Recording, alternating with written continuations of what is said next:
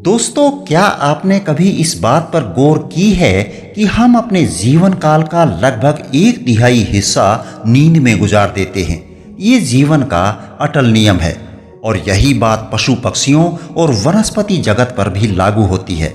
अब आप सोच रहे होंगे कि ये क्या, जीवन का इतना समय तो सिर्फ सोने में ही बिता देते हैं, ये तो समय की बहुत बड़ी बर्बादी है। नहीं, ऐसा कुछ भी नहीं है। शरीर को आराम देने के लिए नींद भी जरूरी है। भाई, जब आप सोते हैं तो आपका दिल धड़कता रहता है, फेफड़ों में सांस भी आती जाती रहती है, शाम को खाया हुआ खाना भी पचता है, आपके नाखून और बाल लगातार बढ़ते रहते हैं। यहाँ तक कि जब आप सो रहे होते हैं तो उपचार प्रक्रिया और भी तेजी से काम करती है। और तो और सोते वक्त तो आपकी उन बड़ी से बड़ी समस्याओं का हल भी बड़ी सरलता से मिल जाता है, जिनको सुलझाने के लिए आप लंबे समय से प्रयासरत हैं। अब सवाल ये पैदा होता है कि जब हम सो रहे होते हैं तो ये सब करता कौन है? तो इसका जवाब है आपका अवचेतन मन। इस वक्त केवल आप ही तो सोते हैं, आपका अवचेतन मन तो कभी भी नहीं सोता। ये ना कभी रुकता है और ना कभी थकता है, बस 24 घंटे काम पर रहता है।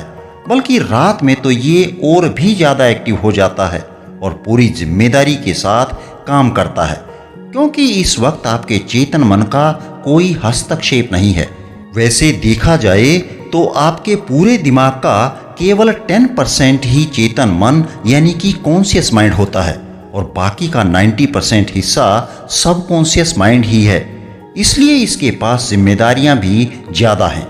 तो बस आप इतना जान लीजिए कि रात में आप केवल इंद्रियों की दुनिया के लिए सो जाते हैं, लेकिन अपने अवचेतन मन की बुद्धि और शक्ति के लिए जागते रहते हैं। दिन भर आपका चेतन मन कलह, विवादों और परेशानियों में उलझा रहता है। इसी समय समय पर इंद्रिय साक्ष्य और वस्तुनिष्ठ से पीछे हटने और अपने अवचेतन मन के साथ चुपचाप संवाद करने की आवश्यकता होती है। इसलिए नींद में आप सभी कठिनाइयों को दूर करने और अपनी दैनिक समस्याओं को हल करने में सक्षम होते हैं। इसलिए तो मैंने कहा कि आप इंद्रिय दुनिया के लिए तो सो जाते हैं और अपने अवचेतन मन और बुद्धि के लिए जाग जाते हैं।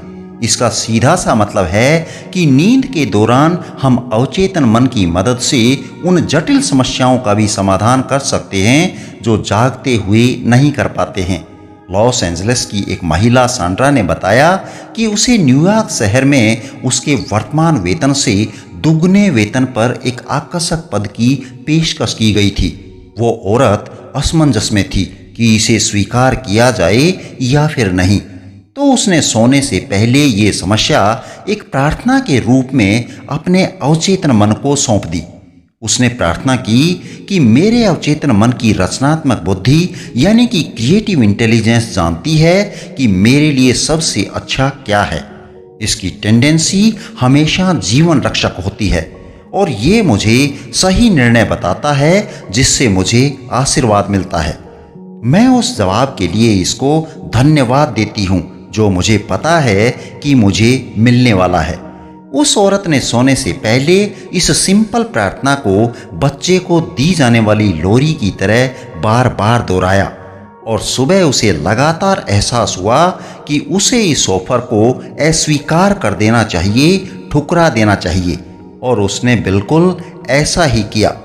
घटना के कुछ महीनों बाद पता चला कि सांड्रा को रोजगार की पेशकश करने वाली वो कंपनी दिवालिया हो गई थी।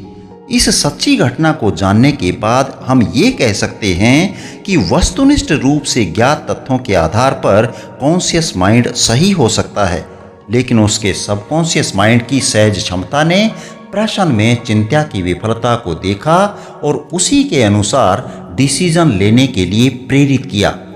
दोस्तों, नींद के दौरान अवचेतन मन की अद्भुत क्षमता का ये सिर्फ एक छोटा सा उदाहरण है। इसका फायदा साइंटिस्ट भी समय समय पर उठाते रहे हैं, जिसके बारे में मैं पहले ही एक वीडियो में बता चुका हूँ। डॉक्टर जोसेफ मर्फी ने खुद के साथ घटी हुई एक घटना का जिक्र करते हुए बताया कि हमारा अवचेतन मन हमें खतरों से भी आगाह करता है उन्होंने बताया कि द्वितीय विश्व युद्ध से पहले मुझे ओरिएंट में एक बहुत ही आकर्षक असाइनमेंट की पेशकश की गई थी। मैंने गाइडेंस और सही निर्णय के लिए कुछ इस तरह से प्रार्थना की। मेरे भीतर की अनंत बुद्धि सभी चीज़ों को जानती है और मेरे सामने ईश्वरीय क्रम में सही डिसीजन प्रकट होता है।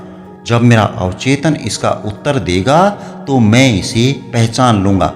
डॉक्टर जोसेफ ने इस सरल प्रार्थना को सोने से पहले एक लोरी की तरह बार बार दोहराया। सपने में उनके एक दोस्त ने बताया कि वहाँ जाना उचित नहीं है। आप चाहें तो अखबार में लिखी इन सुर्खियों को पढ़ सकते हैं। अखबार में लिखी हुई सुर्खियां युद्ध और पर्ल हार्बर पर हमले से संबंधित थी और ये सच हुआ। बड़े बड़े लेखक सोते समय अपने अवचेतन मन से उनके लिए कहानियां विकसित करने का अनुरोध करते हैं। वे अपनी प्रार्थना को अपने मुताबिक बनाते हैं। साइंटिफिक प्रेयर्स को आप एकदम सरल और किसी भी भाषा में कर सकते हैं। इसका कोई लिखित ड्राफ्ट नहीं है। सपने में इस तरह से आपका अवचेतन मन आपको गार्जियन, एक अच्छा दोस्त या आपकी मां बनकर भी खतरों से आगाह करता रहता है। आपका अवचेतन मन सर्वथा बुद्धिमान है। ये सब कुछ जानता है। कई बार ये आपसे केवल ऐसी आवाज में बात करेगा जिसे आपका चेतन मन तुरंत सच मान लेगा। कभी कभी चेतन मन आपको ऐसी आवाज में चेतावनी देगा जो आपकी माँ या किसी प्रियजन की आवाज जैसी लगती है, जिसके कारण आप सड़क पर तेज गति में चलते हुए रुक जाते हैं और आप पाते हैं कि यदि आपने एक कदम और ले लिया होता तो आपका भयंकर एक्सीडेंट हो गया होता।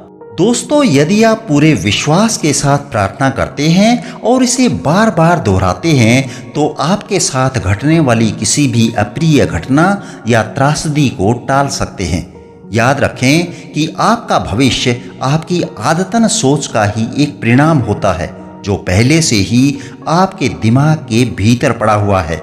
लेकिन ये भी सच है कि आप इसको एक सच्ची प्रार्थना के माध्यम से बदल सकते हैं।